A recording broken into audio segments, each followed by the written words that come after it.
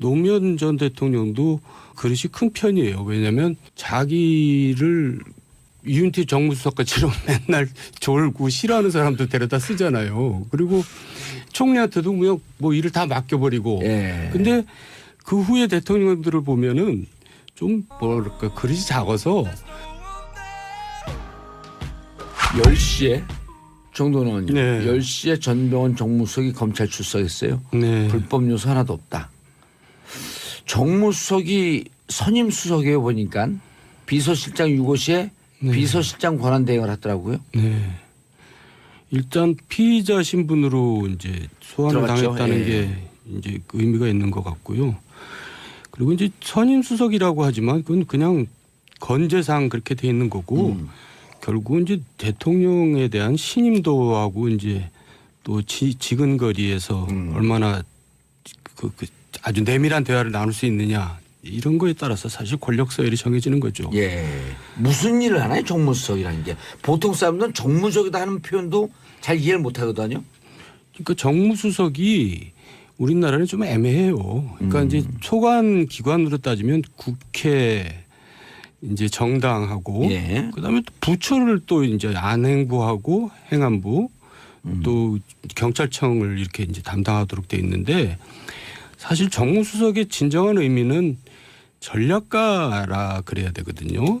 그러니까 이제 그 대통령 옆에 소위 말해서 우리가 잘 아는 장자방 같은 사람이 필요한데 그런 의미에서 정무수석을 갖다 놨는데 이제 뭐 우리나라 저 정무수석이 이제 뭐 할 일이 없어 보이니까 그런지 그냥 거기다가 이제 부처도 이제 담당하도록 돼 있는 건 좀 안 어울리는 것 같고 국회 정당 몰라도 어쨌든 좀 애매한 자리입니다. 근데 누가 하느냐에 따라 가지고 확실히 달라지는 자리인 것 같아요. 그러니까 이제 쉽게 얘기하면 청와대가 대여, 대국회 정치를 좀 부드럽게 풀 수 있는 윤활유 역할을 하는 비서팀이다 이렇게 봐도 되나요? 저는 그 수준을 넘어설 수 있다고 보여지거든요. 그러니까 아까 일단 그런 역할은 있는 거죠. 그렇죠. 비서실장 다음으로 선임 수석일 수가 있는 게 예를 들면 인사를 했을 때 이게 이제 그 자리에 적절한 사람인가라는 것을 여러 가지 능력 자질을 가지고 평가할 거 아니겠어요. 예. 근데 그 사람을 썼을 때 여야 간의 정치적 관계가 어떻게 될 것이냐. 이런 것을 인사 문제에 대한 정무적인 판단. 정책도 마찬가지죠. 예를 들면 어떤 그 뭐 경제 정책을 쓴다 했을 예. 때 그것을 추진하는 사람은 당연히 경제수석과 그 경제부처 장관들이겠죠. 예. 그런데 이 정책이 미치는 여야 간의 관계 또는 시민사회의 관계 이런 부분들을 판단해 줄 수 있다라는 거죠. 그런 차원에서 본다면 정무수석이 상당히 광범위한 역할이 있네요. 그럼요. 더더군다나 중요한 사실은 뭐냐면 정책을 청와대가 추진하는데 이것을 국회에서 현실화시켜야 되잖아요. 근데 그것을 기본적으로 그 여당에서 정무수석 그 원내대표가 맞지만 실제로 여러 가지 조율을 하는 것 예. 내 역할을 할 수가 있는 거죠. 예를 들면 이제 그 우리가 이제 파리 기후변화 협약이 있었잖아요. 예. 그때 이게 다 되는데 가장 문제가 됐던 게 인도가 참여를 안 하겠다고 얘기했단 말이에요. 그런데 인도가 참여하지 않는 기후변화 협약은 의미가 없어진다는 거죠. 그때 어떤 일이 벌어졌었냐면 세계은행을 통해 가지고 인도에 개발 자금을 줘라. 그래서 소위 이제 기후변화에 적극적으로 능동적으로 참여할 수 있도록 하자 해서 그게 막판에 타결이 됐어요. 그걸 이제 엘고가 했는데 그런 역할들을 사실은 해야 되는 거죠. 그러니까 원내대표가 협상을 하는데 청와대에서 뭘 줘야 될 거 아니에요. 그럼 줄 수 있는 걸 마련해 가서 원내대표한테 이걸 가지고 야당하고 얘기를 해보십시오. 이런 거죠. 그런 역할들을 그러니까 전략가이자 동시에 정책을 현실화시킬 수 있는 이 전술적인 것들을 만들어내는 정책을 추진하기 위한 협상을 대여, 대야 창구로 다 넘나들면서 다녀야 되는 역할이네 그렇게 되면. 그러니까 제일 무능한 정무수석은 가서 우리 청와대 입장만 좀 봐주십시오 하는 사람은 무능한 거고 청와대에서 프로그램을 A안, B안, C안을 들고 가서 예. 이거 한 B안을 드리면 되겠습니까? 이걸 만들어줘야지. 그럼 야당의 얘기를 듣고 갖고 청와대도 뭐 좀 조정도 하고. 그럼요. 네. 그거 하라고 있는 자리인데 요즘 정무수석들은 그냥 청와대 입장만 계속 가서 얘기를 하는 이상한 역대 정무수석. 정권 정무수석들 구체적으로 가장 기억에 남고 좀 이런 정무수석들은 좀 괜찮았다. 그러니까 정무수석이 이제 힘을 가지고 또 제대로 역할을 하려면 대통령과의 소통이 원활해야 되거든요. 대통령하고 그렇죠. 대통령의 뜻을 알아야 되니까. 아무 얘기나 할 수 있는 그리고 또 대통령한테 아니 되옵니다. 그렇게 하지 마세요라고 할 수 있는 사람이어야지만 되거든요. 그래야지만 각 부처 각 수석들이 하는 역할을 이제 정무적인 전략적인 관점에서 보면서 독수리의 눈으로 하늘에서 보면서 이제 대통령한테 이제 안 됩니다 조언해 줄 수 있는 사람인데 이원종 수석이 옛날에 YS 때 이제 그런 정도 그 대통령과의 어떤 관계가 좀 그런 관계가 아니었나. 우리 정태근 의원이 잘 알죠. 이원종 수석이 참 그 이분이 39년생이신데요. 삼척분이세요. 그리고 이제 경복고등학교 나오신 분인데 경복? 예. 근데 이 YS한테 어떻게 가게 되냐면 경복고등학교 후배인 그 DR 김동영 씨가 추천을 해서 70년대 중반에 YS 상도동에 합류를 해요. 그러니까 오래되는 관계죠. 근데 이분이 3번 다 낙선을 해요. 국회의원에? 예. 오. 그래서 85년, 88년, 95년에 다 낙선을 해요. 그런데 이제 YS가 정무수석으로 발탁을 한 거예요. 92년 이제 집권한 이후에. 그렇죠. 그래서 93년 말부터 마지막까지. 오, 한 4년을 했네요, 그러면은. 정권 끝날 때까지 했습니다. 거의요. 그러니까 대단한 사람이죠. 거의 끝날 때까지 했는데 이분은 가장 대표적인 게 뭐냐면은요. 정무수석이 돼가지고 YS가 이제 좀 그 역대 막 그 그때 이제 그 노태우 정부 전두환 정부 청산을 하잖아요. 그렇죠. 하나에도 쳐고 막. 그 전에 정권을 안정화시키기 위해서 무엇을 했냐면 YS하고 전두환, 노태우, 최규하 전직 대통령 회동을 성사시켜요. 이런 역할도 하고. 그 이현종 정무수석이. 그렇죠. 또 어떤 가장 큰 게 그 당시에 자유한국당에서 아니죠. 그때 뭐 민자당 정도. 민자당. 민주자유당에서 신한국당으로 넘어갔잖아요. 그렇죠. 거기에 핵심이 뭐냐면 JP가 이탈하는 거예요. 그렇죠. 95년도에 나오죠. 그러니까 JP가. 이 당이 어떻게 되냐면 완전히 우파 정당에서 중도 우파 정도로 당이 움직이게 되는 과정을 하는 거죠. 그래서 그것도 이제 이분이 사실상 기획했다고 봐야 되고 결정적인 것은 이제 95년 지방선거에 패배한 다음에 96년 때 신한국당이 총선에서 승리하잖아요. 그것을 이제 기획을 하죠. 그러니까 대단한 분인데 그 무엇보다도 사심 없이 충원을 하는 거예요. YS 입장에서 보면 좀 피곤하겠죠. 근데 저 사람이 사심이 없다고 판단을 하니까 얘기를 듣는 거죠. 그래서 정무수석은 기본적으로 충성심이 있어야지 대화가 잘 되지 않겠어요? 그런데 전제가 사심이 없어야 된다. 그러면서 이제 사심이 없고 대통령한테 눈 부라리고 얘기할 수 있는. 그렇죠. 그러면서 이제 정무 감각이라는 게 있어야 되고 그것을 또 이 이원정 수석의 그 큰 장점이 뭐냐면 이분이 역사에 대한 이해가 굉장히 깊은 거예요. 제가 너무 많이 떠들었네요. 아니 정도원 의원님. 그런데 자 아니 그 대통령하고 사심 없이 그다음에 별 거리낌 없이 얘기할 수 있으면 대통령의 스타일도 중요하잖아요. 예를 들어서 YS 같은 경우는 사람들 얘기를 잘 듣는 거로 유명하잖아요. 그리고 본인이 통이 크고 자신감이 있죠.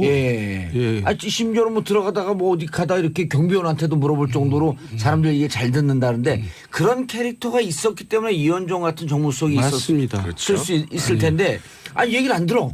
그럼 누가 와서 얘기하면 기분만 나쁠 거 아니에요. 그러니까 이제 장단점이 다 있지만 YS는 그릇이 좀 크죠. 이제 제가 볼 때는 노무현 전 대통령도 뭐 장단점이 있지만 그릇이 큰 편이에요. 왜냐하면 자기를 좀 이렇게 유인태 정무수석까지처럼 맨날 졸고 싫어하는 사람들 데려다 쓰잖아요. 그리고 총리한테도 그냥 뭐 일을 다 맡겨버리고. 근데 그 후에 대통령들을 보면은 좀 뭐랄까 그릇이 작아서 뭐 힘을 안 실어줘요. 오히려 이 얘가 내 힘을 뺏어갈까 봐 두려워가지고 항상 그냥 좀 충성심만 강하고 말 잘 듣는 사람만 데려다 쓰는 거예요. 그러니까 좀 줏대가 있고 좀 강단이 있고 이런 사람 절대 안 써요. 그것을 기본적으로 그 여당에서 정무수석 그 원내대표가 맞지만 실제로 여러 가지 조율을 하는 것 예. 내 역할을 할 수가 있는 거죠. 예를 들면 이제 그 우리가 이제 파리 기후 변화 협약이 있었잖아요. 예. 그때 이게 다 되는데 가장 문제가 됐던 게 인도가 참여를 안 하겠다고 얘기했단 말이에요. 그래서 인도가 참여하지 않는 기후 변화 협약은 의미가 없어진다는 거죠. 그때 어떤 일이 벌어졌었냐면 세계은행을 통해 가지고 인도에 개발 자금을 줘라. 그래서 소위 이제 기후 변화에 적극적으로 능동적으로 참여할 수 있도록 하자.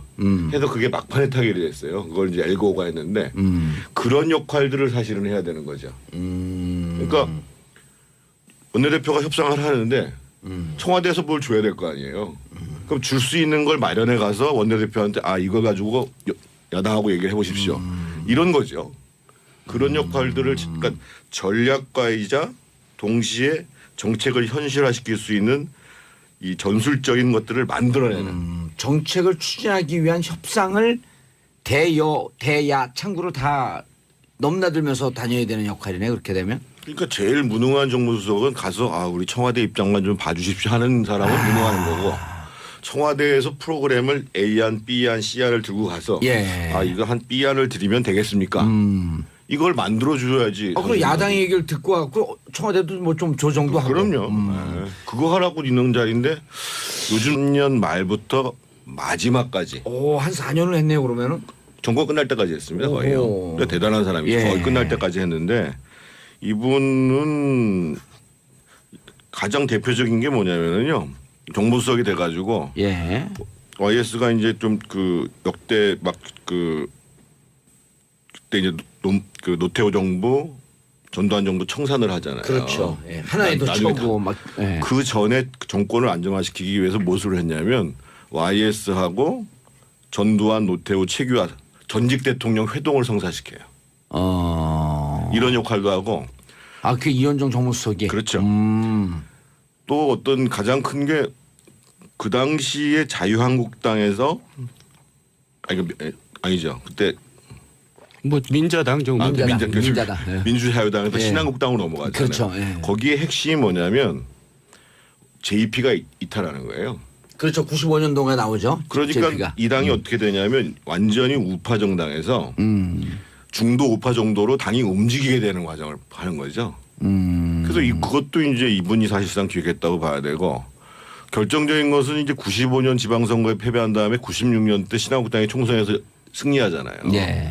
그것을 이제 기획을 하죠. 그러니까 대단한 분인데 그 무엇보다도 사심 없이 충원을 하는 거예요. YS 입장에서 보면 좀 피곤하겠죠. 노무현 전 대통령도 그릇이 큰 편이에요. 왜냐하면 자기를 유인태 정무수석까지로 맨날 졸고 싫어하는 사람들 데려다 쓰잖아요. 그리고 총리한테도 그냥 뭐 일을 다 맡겨버리고. 예. 근데 그 후에 대통령들을 보면은 좀 뭐랄까 그릇이 작아서 10시에 정도는 의원님. 네. 10시에 전병헌 정무수석이 검찰 출석했어요. 네. 불법 요소 하나도 없다. 정무수석이 선임 수석이에요 보니까 비서실장 유고시에 비서실장 권한 대행을 하더라고요. 네. 일단 피의자 신분으로 이제 소환을 들어갔죠. 당했다는 예. 게 이제 그 의미가 있는 것 같고요.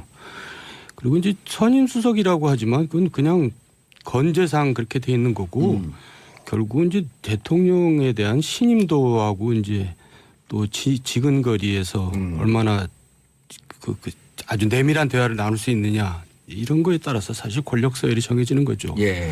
무슨 일을 하나요 정무수석이라는 게. 보통 사람들은 정무적이다 하는 표현도 잘 이해를 못 하거든요.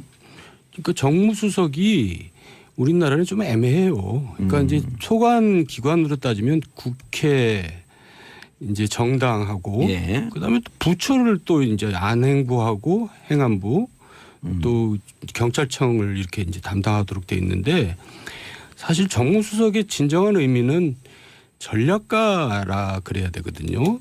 그러니까 정무수석들은 그냥 청와대 입장만 계속 가서 얘기를 하는 이상한 역대 정무수석. 정권 정무수석들 구체적으로 가장 기억에 남고 좀 이런 정무수석들은 좀 괜찮았다. 그러니까 정무수석이 이제 힘을 가지고 또 제대로 역할을 하려면 대통령과의 소통이 원활해야 되거든요. 대통령하고 그렇죠. 대통령하고 대통령의 뜻을 알아야 되니까. 아무 얘기나 할 수 있는, 그리고 또 대통령한테 아니되옵니다, 그렇게 하지 마세요라고 할 수 있는 사람이어야지만 되거든요. 그래야지만 각 부처 각 수석들이 하는 역할을 이제 정무적인 전략적인 관점에서 보면서 독수리의 눈으로 하늘에서 보면서 이제 대통령한테 이제 안 됩니다 조언해 줄 수 있는 사람인데, 이원종 수석이 옛날에 YS 때 이제 그런 정도 그 대통령과의 어떤 관계가 좀 그런 관계가 아니었나. 우리 정태근 의원이 잘 알죠. 이원종 수석이 참 그 이분이 39년생이신데요. 삼척분이세요. 그리고 이제 경복고등학교 나오신 분인데. 경복. 예. 근데 이 YS한테 어떻게 가게 되냐면 경복고등학교 후배인 그 DR 김동영 씨가 추천을 해서 70년대 중반에 YS 상도동에 합류를 해요. 그러니까 오래되는 관계죠. 근데 이분이 3번 다 낙선을 해요. 국회의원에? 예. 그래서 85년, 88년, 95년에 다 낙선을 해요. 그런데 이제 YS가 정무수석으로 발탁을 한 거예요. 90년 이제 집권한 이후에. 그렇죠. 그래서 93. 이제 그 대통령 옆에 소위 말해서 우리가 잘 아는 장자방 같은 사람이 필요한데, 그런 의미에서 정무수석을 갖다 놨는데, 이제 뭐 우리나라 저 정무수석이 이제 뭐 할 일이 없어 보이니까 그런지 그냥 거기다가 이제 부처도 이제 담당하도록 돼 있는 건 좀 안 어울리는 것 같고, 국회 정당 몰라도 어쨌든 좀 애매한 자리입니다.